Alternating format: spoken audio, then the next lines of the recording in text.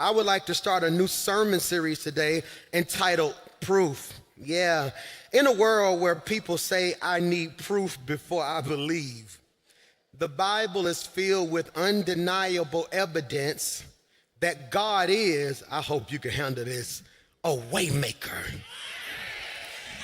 The Bible is filled with undeniable evidence that God is a deliverer. Oh, the Bible is filled with undeniable evidence that God is still, this is for 7 people in the back and in the chat, a promise keeper. Am I preaching to anybody in here? Some of us are standing here today, I feel a little preachy today, because God has gave us proof. What proof, PMJ? That he still heals. Proof that he still provides. Proof that he still protects. Proof that he still restores. In this sermon series, we will walk through, please pray for me, the receipts of God's faithfulness. And I know you got a master's and a bachelor's working on your doctorate. You make 125, 200K now, and now you educated and you're refined and your worship has become intellectual. But the hood in me, every now and again, when somebody come to me with something I don't really believe, I have to ask for the receipts.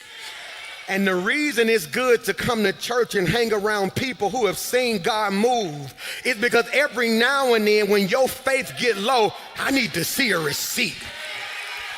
And I came to speak to 7 people at the last service of the day and tell you I got the receipt that if everybody walk out your life, God will not leave you nor forsake you.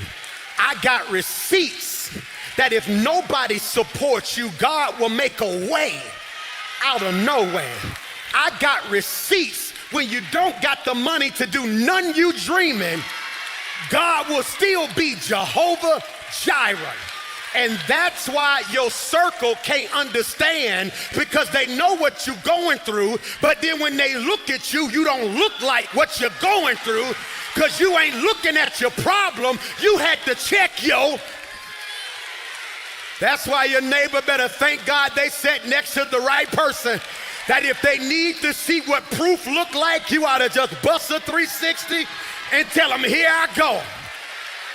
The Bible said, can any good thing come from Nazareth? They didn't think nothing special could come from Nazareth, but God had to give you proof that you ain't got to go to the A, you ain't got to go to the Ville. God will bless you right where you are. And that's why my praise, I said I wasn't going to do that today, but I done messed around and read my receipt. Have you ever been to Walmart and you went to Walmart and bought all you needed, and then when you got ready to walk out the door, it's this man standing at the door and he stopped your buggy, then he asks you for your receipt. He wants to know if what you got in your buggy match what you paid for. And some of y'all keep trying to figure out why God ain't did it yet. God said, I can't do it in February, but I may do it in May, because the devil got you held up, because he's checking if you paid for what you believe in God for. That's why you favor like you favored, anointed as you are, covered in the blood. You ought to just jump up and shout, I got the receipt. That can't nobody do me like. Stop. Hear me? So this series, sit down. This series, we will walk through the receipts. Can you put this in your notes? Where my young people at? I like where y'all take notes. Some of y'all be tagging me. Put this in your notes. The receipts of God's faithfulness. That's cold. The receipts of his faithfulness. Now, Pastor Mike, that was very meticulous. My brother and I stayed up for about 2 weeks figuring out the definition of this, because at one point it's the receipts of his miracles. Then one of them was the receipts of his goodness. Then we settled on the receipts of his faithfulness. Because everything he do for me not a miracle. And everything he do for me don't feel good. But he is faithful. Oh, I gotta get out of here. the receipts, watch this, because I want you to realize, I hope y'all can handle this. 9 o'clock couldn't take it. Because whenever you need receipts, I'm trying to get you to realize that the receipts you need or the proof you need for what you're believing God for is not just found in the Bible. You can also find evidence on your road. Which is why the devil like keeping you antisocial. The devil like keeping you at a place where you think don't nobody care about you, because he don't want you to mess around and see what you about to be. Oh my God, did you hear what I just said? That's why I'm gonna say this, only 3 of y'all gonna catch it. It's only bragging to people who thought you couldn't do it. Oh my God! Michael! It's only bragging to people who thought you couldn't do it. That's why you gotta be careful who you got in your circle, because you just be excited about what God about to do. Then they look at you like, well, why you bragging? I ain't bragging. I just thought you were the person in my life that I could show my receipts. Oh my God. The miracle you need to see. And what if I told you God may be taking you through something that you don't want to go through, because you are going to be the proof for the people around you. Oh, that's critical. Why, PMJ? Because I would like to submit to you, we must learn. What should we learn, Pastor Mike? I believe we must learn how to advance. And I told you this, we live, can you put this in your notes? In a world full of addicts. We live in a world full of addicts. You got people who are addicted to alcohol. You got people who are addicted to drugs, because that's the first thing you thought, because we make certain sins bigger than other sins. So when I said addicted, the first thing you said was alcohol addiction, drug addiction. Let me come down your road. Addicted to attention. You always got to be seen. Always got to let people know what you do. Addicted to your phone. Addicted to affirmation, addicted to the past.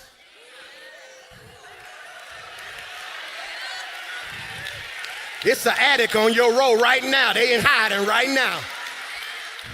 Some of you, can I say this? Addicted to miracles. You have become a professional at not doing nothing because you think God is supposed to come through. So I've discovered that so many Christians are missing God because they have a spirit of entitlement. And what if I told you, I said this last year, I said it the year before, and I'm gonna say it the next 3 years. The worst thing that God has done for some of us is been good.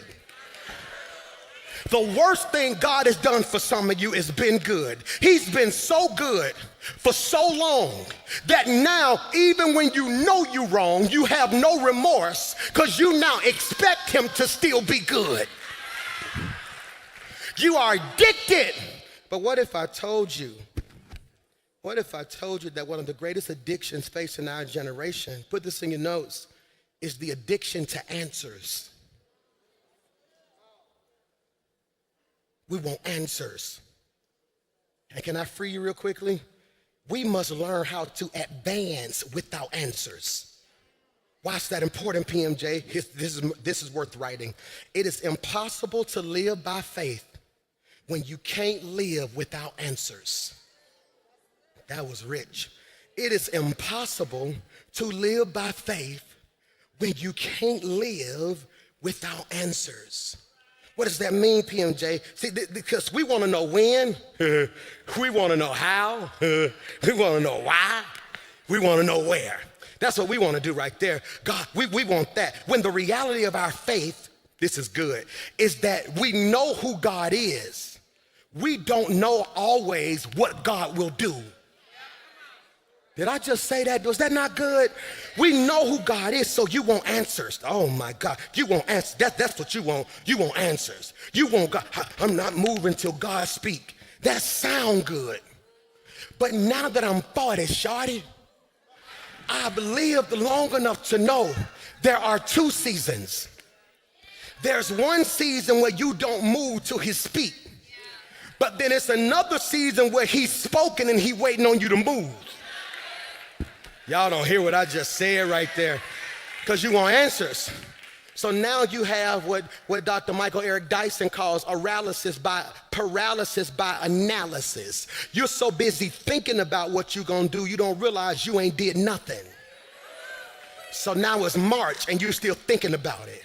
Now it's June and you still thinking about it. Now it's September and you still waiting on the answer. And God is like, I'm not talking no more. I told you last year what you should have been. I don't send new words when you ain't obeyed the last word. Oh, I ain't got no amens today. It's cool in the game. It's cool in the game. Because you want answers. That's what you want. You contemplating taking another job, but I don't want to move till I get an answer, because I can't move boldly without proof. When I heard faith is the substance of things hoped for, it is the evidence of things not seen. Well, Pastor Mike, I'm believing God for this new job and I feel like my season's up, but I don't know yet. I'm gonna just wait on answer. What you want is you wanna be asleep on the couch.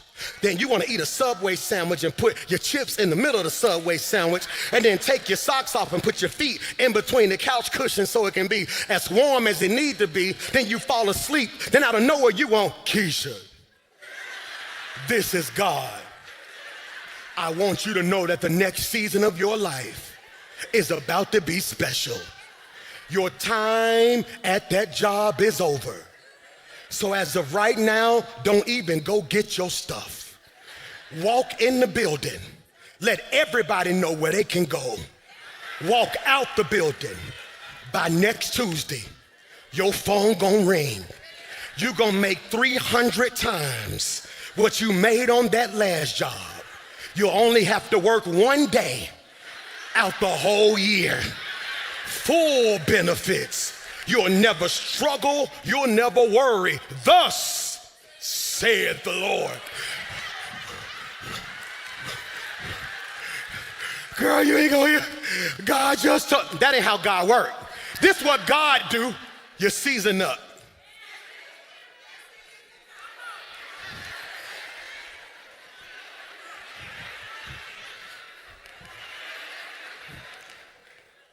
So you're not gonna tell me what's gonna happen? God told Moses, go tell Pharaoh, let my people go. God never told Moses, and when y'all get let go, you're gonna see a Red Sea. God suggested to Shadrach, Meshach, and Abednego, be faithful. He never told them, as a result of being faithful, you're gonna go into a fiery furnace. Why does God only tell me part of what I need to know?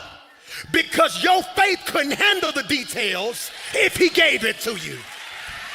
Michael.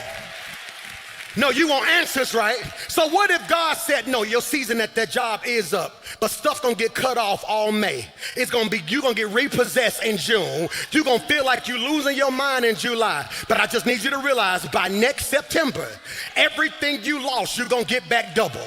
You wouldn't even shout for the double. Your response would be, but why I gotta lose? Which is why I believe God put Adam to sleep before he made Eve. Because had he asked Adam what he wanted, he wouldn't even been able to describe it, because most of the people in this room, including myself, know we want God to do something. We're not sure exactly what we want him to do. Put this in your notes. And the reality of our faith is that we know who God is. We don't know what he gonna do. I know God is a healer. I don't know how he gonna heal. Ooh. Pastor Mike, my heart is broken. I don't know what I'm gonna do next. I just need God to heal my heart. So then God removes everybody. So then you go back and pray and say, God, I told you to heal my heart, but now I ain't got nobody, because they were the ones chipping at your heart. God, I just need overflow in the name of Jesus. So you think God gonna send you 1,000,000. But then sometimes God just allows certain stuff to go missing so you can actually see what you actually have.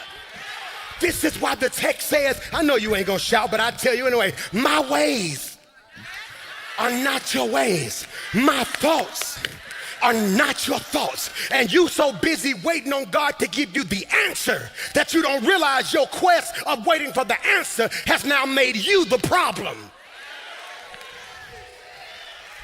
I don't think you heard what I just said. Pastor Mike, I need confirmation. No, you don't. What did God tell you to do? Yea, though I walk through the valley of the shadow of death, I will fear no evil. Not because I'm big and bad, not because I got a savings account. I will fear no evil because thou art with me. So all I really need to know is if you coming. If God is gonna be with me, why should I fear what's in front of me? Oh, y'all don't hear me in here. Hear me when I say this. This is good. He says, I want you to be faithful. I hope you can receive this because you are the proof. Put this in your notes. Proof equals evidence. Oh my God, I'm trying not to run. Proof equals evidence. And you gotta be careful how you treat evidence. Okay, everybody ain't gonna get this. I used to work the night shift, 11 at night to 7 in the morning at the 4 Points by Sheraton. It's called the Claremont now by the airport. I was the night auditor, 11 at night, 7 in the morning, sleep during the day. I always woke up doing Law and Order, because when Law and Order came on, that let me know it was around 9, 10 o'clock. Let me go and get myself together. See, but I like Law and Order because Law and Order always starts out with a problem.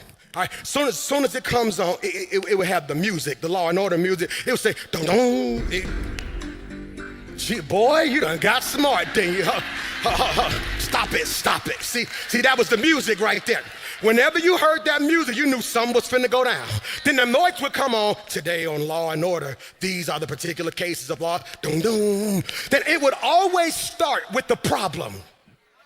They would get to the crime scene. What do we have? It's like a forced entry. Somebody got to tussling and looks like they caught the worst end of it. What do we have? We have a male, 36 years of age, looked like he was beaten and battered pretty big. Do we got any evidence of their murder weapon? Yeah, if you look right there, there's the hammer right there. And then what does he do? He picks it up, right? No, he don't. The first thing he do is puts on gloves, because when evidence is important, you be careful how you handle it. Certain people don't know they were better off walking away from you than putting their hands on you the wrong way. Because whenever you mistreat evidence, you prolong what God is trying to do in your life. He puts on his glove, and what do? He looks at it. He examines it. He's careful on how he deals with it. Then he places it in a container. Don't run, Mike. He places it in a container, then he zips it up. You want to know what 2024 was for me? 2024 almost drove me crazy because God was doing everything I prayed for, but he had me in a bag. The bag, Michael, that you put the evidence in represents consecration. This is so valuable. I gotta keep it isolated because I don't want it to become contaminated. Did you hear what I just said? That's why you gotta stop begging people to be around you. That's why when God removes stuff, you can't go chase stuff. Because what if God got you in a type of consecration? Because he sees what you're about to become in the future. And he said, I can't let nobody contaminate your spirit. That's why I like Psalms 34 and 8, because in Psalms chapter 34, verse 8, the sweet hymnist from Israel titillates us with tough theology. David says in Psalms 34, verse 8, taste and see that the Lord is good. Why is that important, PMJ? Please put this in your notes. Because the psalmist doesn't just tell us God is good. The scripture don't say, hey y'all, the Lord is good. He says, nah, taste and see that the Lord is good. He don't tell you, hey, God's so incredible, he's gonna blow your mind. He said, I want you to do me a favor. Stop what you're doing, taste and see that the Lord is good. Why is that important, PMJ? He wants you to understand, I'm not just gonna tell you he's good, I need you to experience it for yourself. This might be worth writing. Some things can't be explained. They must be encountered. They must be experienced. When he says taste, put this in your notes, it means a personal encounter. That means tasting is intentional. I need y'all to pray for your pastor. I'm a big back. I'm a recovering big back. I'm trying to do better, but I like food. Who got my back? Anybody? I try. Hear me, I try. I make healthy stuff bad. I go get a salad, but by the time I put the chicken on it and all the other stuff and the bacon bits and 3 eggs, it's a whole protein salad. Now, I can't help it. I just like food. Don't judge me. God gonna deal with me, okay? But here's the problem I got. I have a friend who's a chef. My friend said, Mike, I got a new dish I'm working on. I need you to try it for me. Taste it for me. Let me know what you think. I get over there, and I'm just smashed. Oh, this is so good. He said, hey, I told you to taste it. I said, hey, he said, you eating it. Taste it. That's your problem. I done spent all this time putting this fine delicacy together, and you devouring it so quick. You missing the flavor. This is why you cannot rush the process that God has in you. Because if you move too quick, you miss the details. I don't think you heard what I just said right there. It is a personal experience. Hear me? And what if the breakthrough isn't in you knowing more, but in you experiencing more from God? What if the breakthrough you're waiting on isn't about you knowing more about God? It's about you experiencing more of God. Who watched your mama cook? Throw your hand up. Who watched the auntie cook? Big mama cook.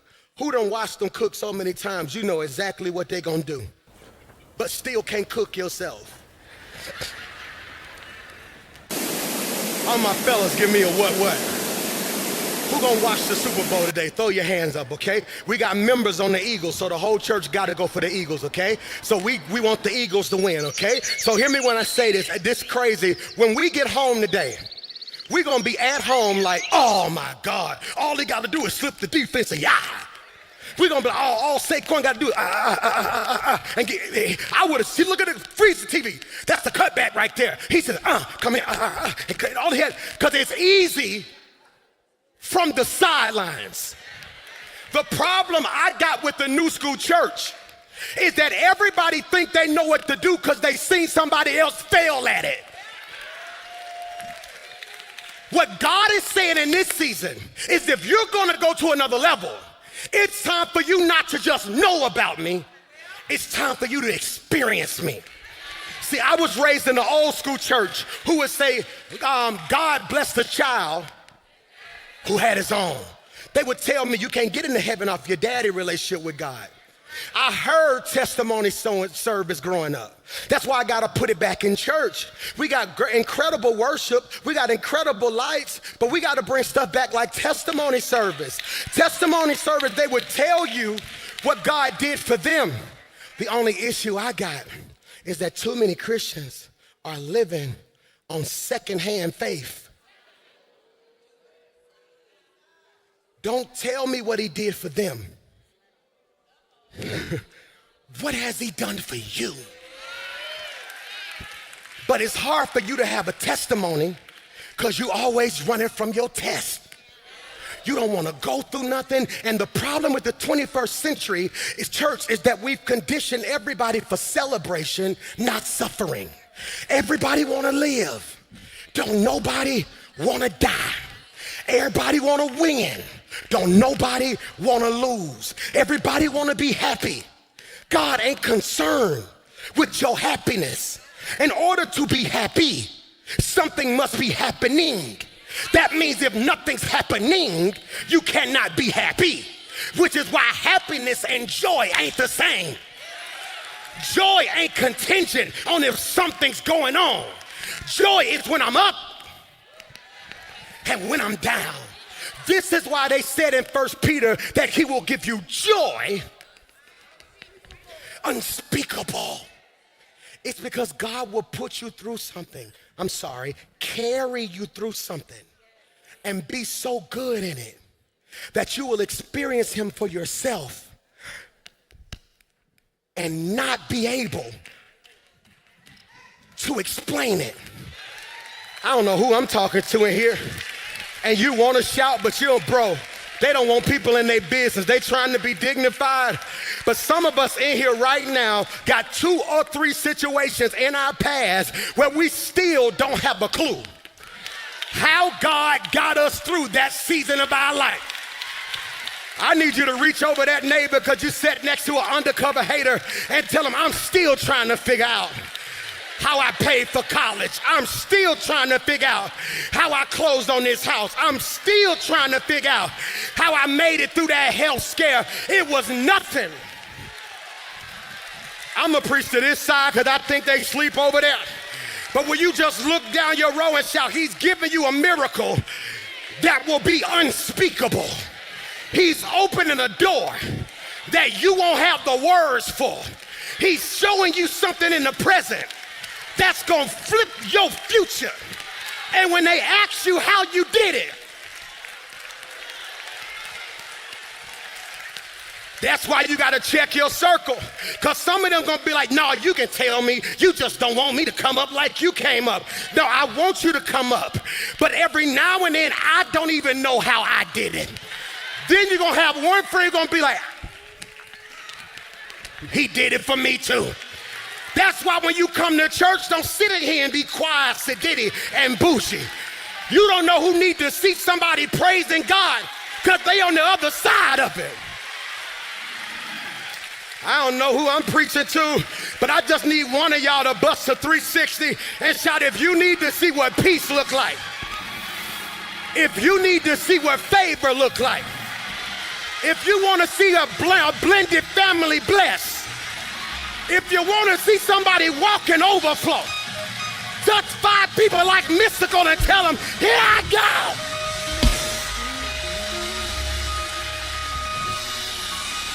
Come on, push that thing. Yeah. I, Michael, am the proof. That's why you walk different. That's why stuff don't bother you the way it bothers other people. I've seen God, Michael, do too much in my life to be panicking and stressing about this. He said, oh, taste, that's a personal encounter. Then here's what messed me up, and see. See is a shift in your perspective. He says, I want you to taste and see. Okay, pray for me. I think I have an addiction that I need God to deliver me from. I messed around and saw people do mukbangs on YouTube and TikTok. Now I'm addicted to them. They be eating, the sauce be all over here. They be smacking loud like their camera loud. But for some reason, I just be sitting there watching it like, that looks so good. I said it tastes good. My problem is it don't look good. He said, once you progress past tasting, I need you to see. Put this in your notes. See is perspective. Oh my God. Which means we can be looking at the same thing, but don't see the same thing. Which means faith, you might want to write this, it's the lens. I'm going to say it better. Faith is the lens that reveals God's hand in your life. I'm going to explain it. Faith is the lens that reveals God's hand in your life.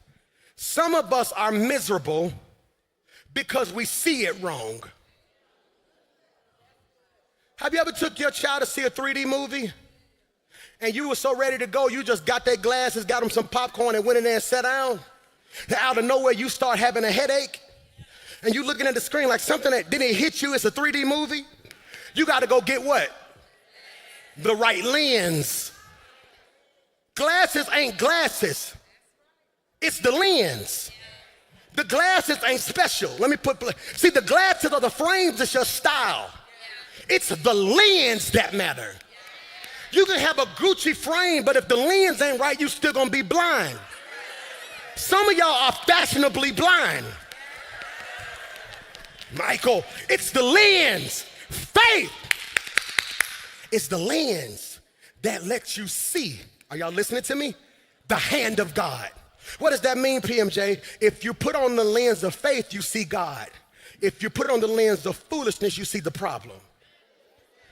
Which is why when you go through something, be careful who you call, because your circle determines your lens.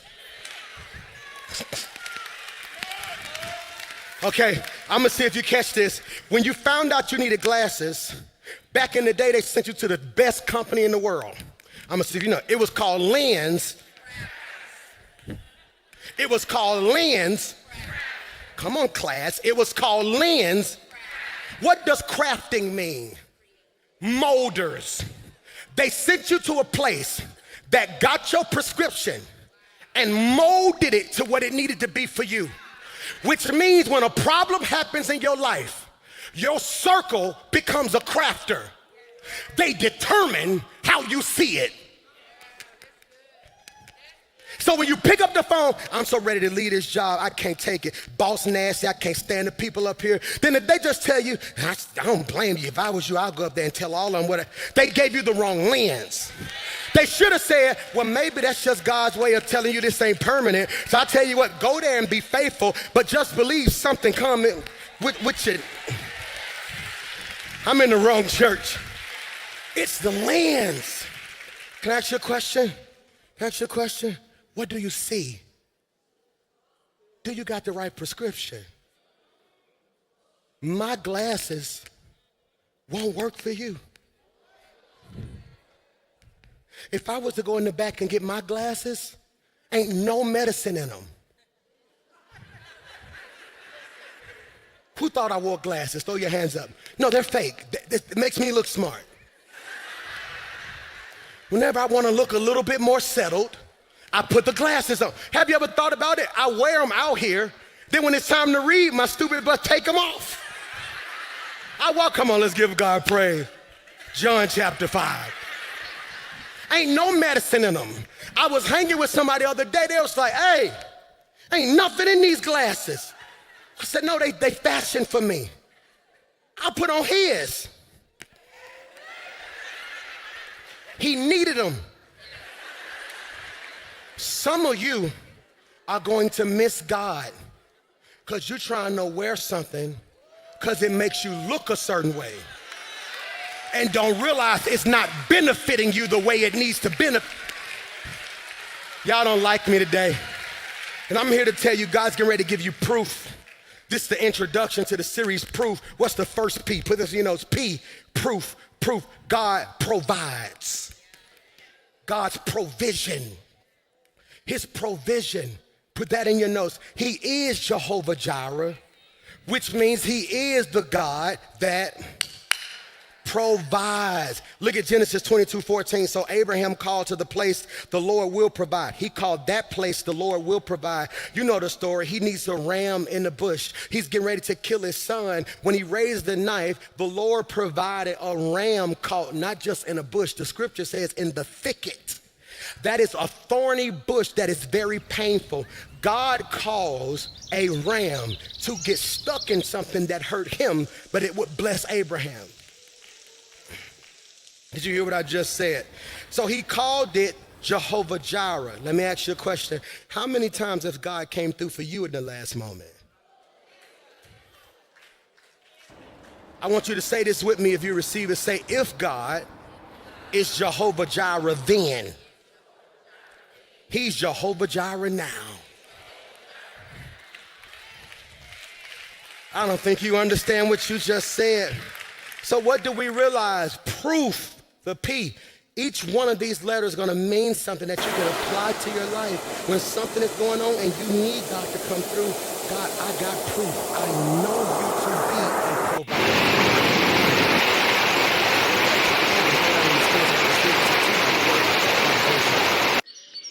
provision. That's a spiritual word. We say words in church, but we don't explain them. Pro means before, vision. So in other words, God says, I had the ram caught in the thicket before he got there.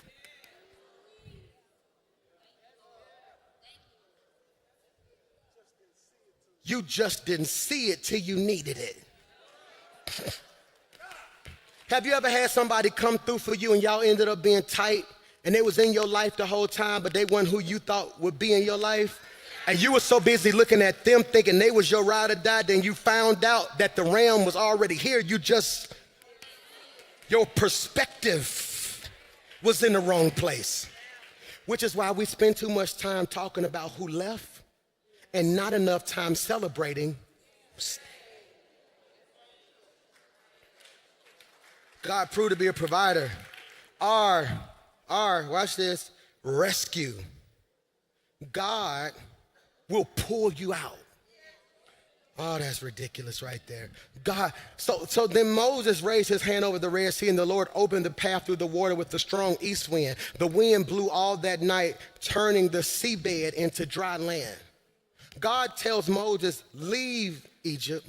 He don't tell him the problem he gonna face.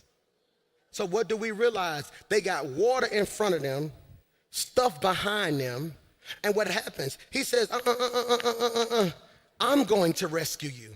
I'm not going to send somebody to do it. I'm going to do it. That's critical. God proved, put this in your notes, to be a deliverer. What is the application to that right there?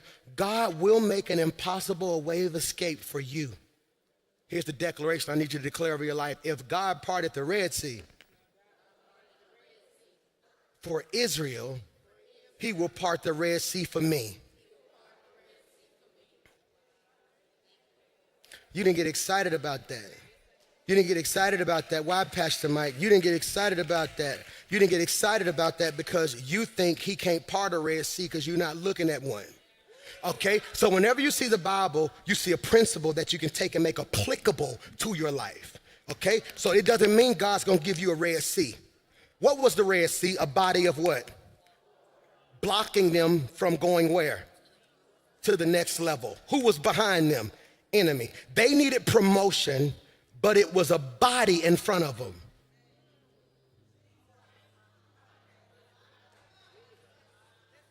So the way the Lord parts Red Seas is that there can be 25 people, everybody saying it's their turn.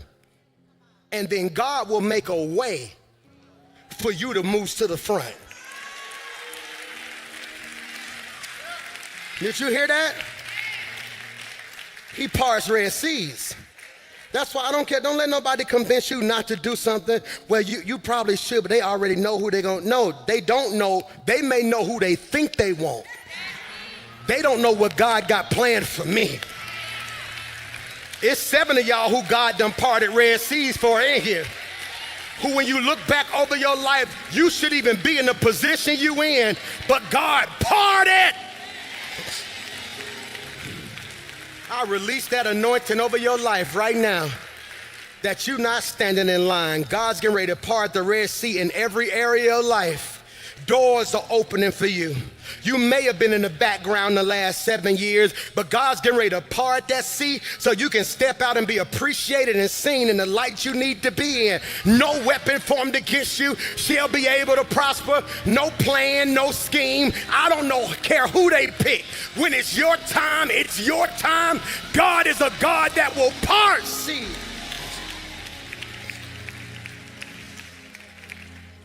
P, God provides provision.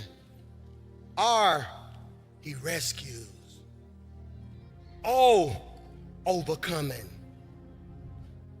What does that mean, Pastor Mike? He's the God who gives victory. Ooh, y'all don't know when to get excited.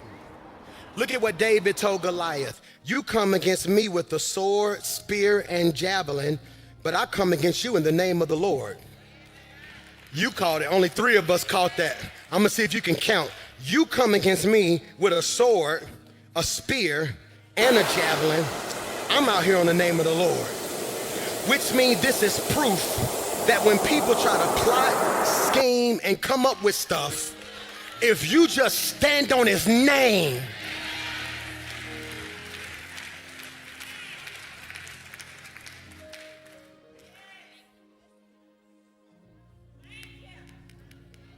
What good would it be for God to bring you out and you lose? You want to know what I've learned to do more in my 40s? Pray complete prayer. I say stuff like, Lord, cover my boys, keep them healthy, keep them holy, God. Let them come out of this season blessed and walk into the next season cup. See, I always try to, because you can't exit without entering. See, that sign says exit, but it's false. It's false. You know, it's false advertising. But when you exit the sanctuary, you have just entered the hall. Then once you exit the hall, you enter the lobby. Once you exit the lobby, you enter outside.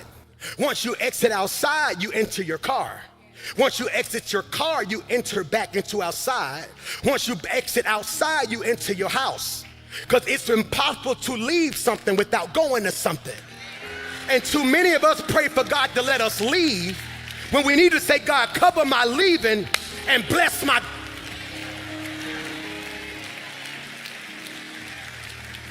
So look at me. God made an impossible way of escape. What's the illustration? David and Goliath. David didn't just face a giant. He faced a battle that was bigger than him. Put this in your notes. God gave him proof. This is real cold. That victory belongs to the faithful.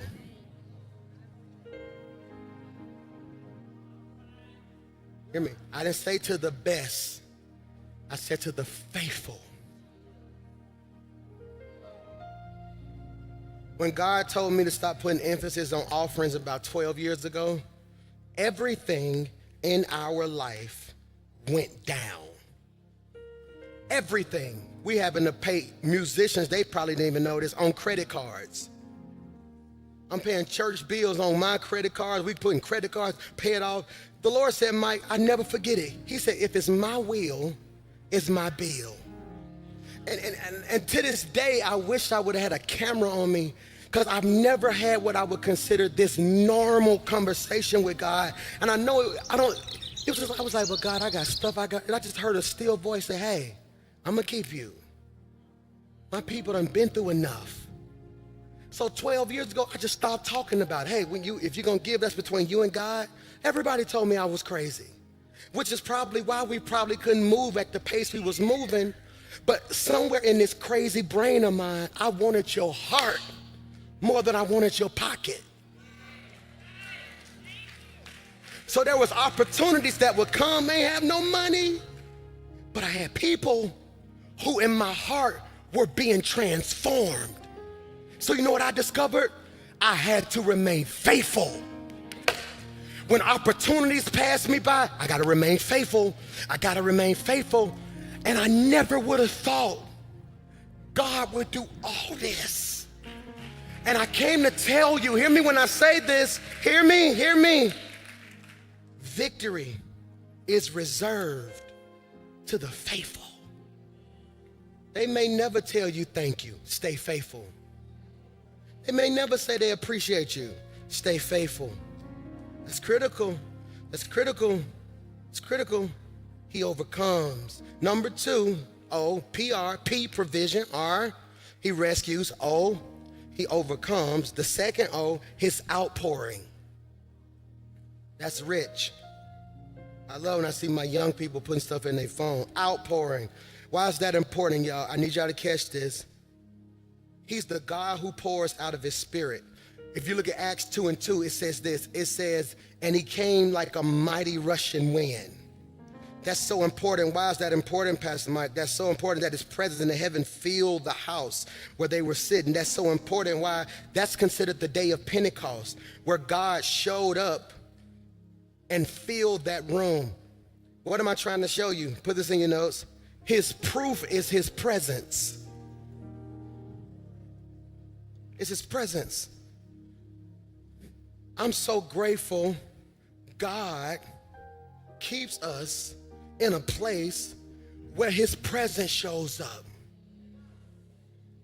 2 Sundays ago when I heard the Holy Spirit say, go to overflow, it scared me because I wasn't sure if y'all would even hear or see me in the sanctuary. But I just did what he told me to do. I was willing to let 1,200 people be mad for 300 people in a basement. Because the Holy Spirit said, my presence. I had no idea y'all could hear or see me till they put it on the screen behind me. Then it scared me because I wasn't even in here and y'all was worshiping. It's because when the presence of God shows up, it is not confined to a program or 4 walls or a room. See, what do I want to happen for you? I don't want you to get a big house if you're gonna be miserable. I'd rather you have a 2-bedroom apartment, but it's presence in it. Because when the presence of the Lord fills your room, anxiety gotta flee. Depression gotta flee. Doubt gotta flee.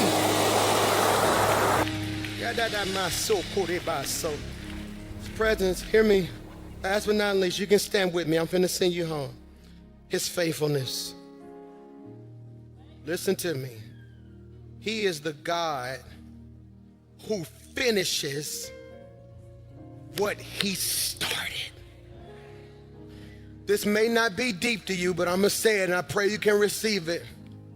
God is going to finish what he started in your life. I'm gonna say it again. God is going to finish what he started in your life. If God was faithful then, he's faithful now. Father, I pray right now that we realize all the proof we need, we already have. It's his presence. It's his protection. That God, you are doing for him what eyes have not seen.